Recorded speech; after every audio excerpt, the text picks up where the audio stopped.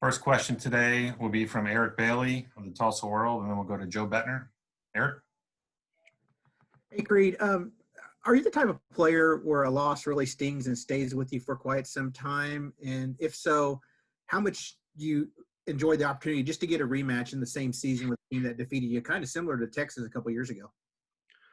Yeah, I'm more of the type of guy who likes to move on after a loss and who's, instead of dwelling on that, I like to, get back on the field as soon as I can and get ready to play as soon as I can to get that taste out of my mouth, really. But, it's exciting. A lot of teams don't really get an opportunity to play a team twice in a season. So we're definitely excited to go play.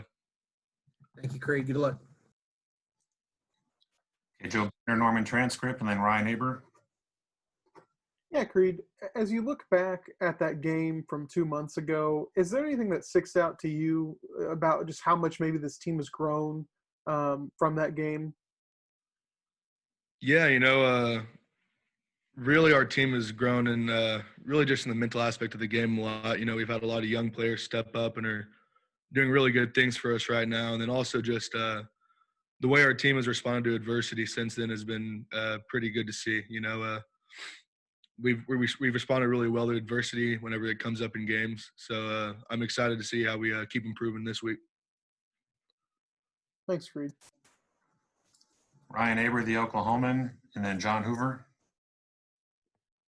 Yeah, Creed, what was last week like for you with the cancellation, and how much different was that than the one a couple of weeks ago, and just the different challenges, and obviously last week knowing what lie ahead with the Big 12 title game? Yeah, it was different than when it happened a couple of weeks ago, just because, at that point a couple of weeks ago, we thought we were going to get to play this game. And then after this past week, whenever we had to cancel the game, we knew we weren't going to get that one back. So as soon as that happened, we all moved on. We got ready for Iowa State as fast as we could. Appreciate it, Creed. Okay, let's go to John Hoover, SI Sooners, and then James Hale. Hey, Creed, I'm interested in your previous answer. Why do you think the makeup of this team, you guys are able to drop a regular season game, surprises a lot of people, you're out of the playoff, you're out of the chase, and then all of a sudden, end of the season, you're back in the playoff, you're back in the championship game. Why does this team keep doing that? What qualities are in there? And then if you could also kind of describe what's impressive about Iowa State's defense, I'd appreciate it. Yeah, I think we've responded well, mainly just because, this team does a good job of, not really listening to what any outside noise is going on, anything that's getting said out there in the media, things like that, on social media. We just focus on what we need to improve. And we did a good job in that. And then, so far it's shown on the field. So we just got to keep improving. And we got to have a good rest of the week this week to go for this game. And then with Iowa State's defense, they're really sound in what they do. They run their defense really well. They have talented players. They know what they're doing, and they play very hard. So it's a fun challenge to play them. Thanks, Creed. James Hale, KREF, and then Kerry Murdoch.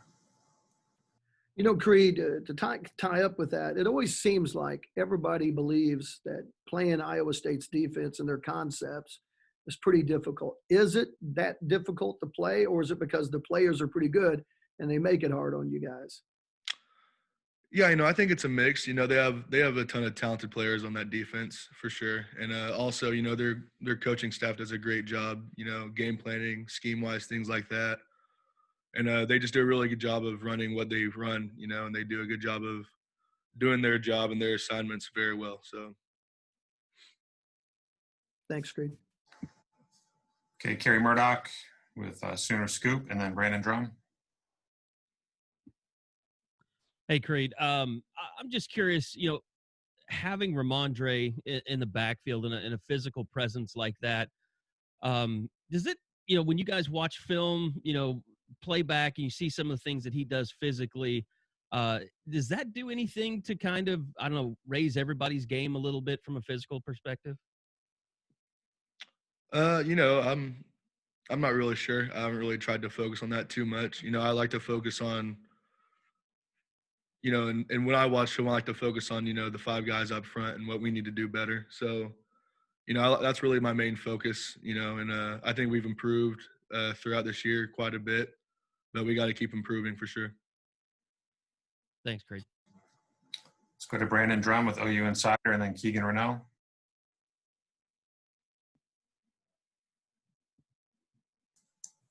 Okay, we'll go to Keegan Renault.